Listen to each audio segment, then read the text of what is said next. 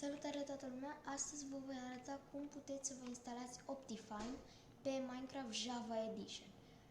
Primul lucru care trebuie să-l faceți, intrați pe Chrome, Firefox, ce folosiți voi, scrieți Optifine, dați Enter, intrați la Downloads.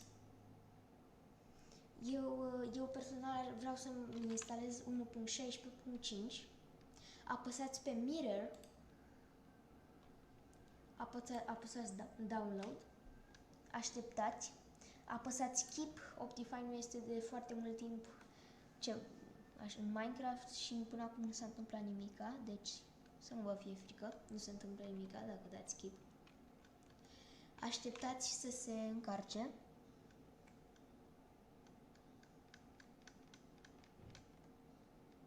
Ok, după aceea apăsați Show in Folder și este aici. Eu am mai încercat să mai fac. După aia îl duceți undeva, eu personal am să duc la Downloads, acolo îl țin eu, Skip. Ok, îl am aici la Downloads, ultimul.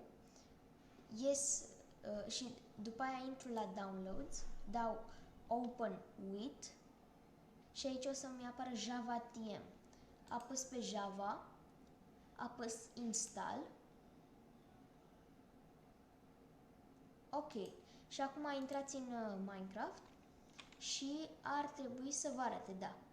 Aveți aici Optifine 1.16.5. Sper că v-a plăcut videoclipul. Dacă v-a plăcut, nu uitați să dați subscribe și like.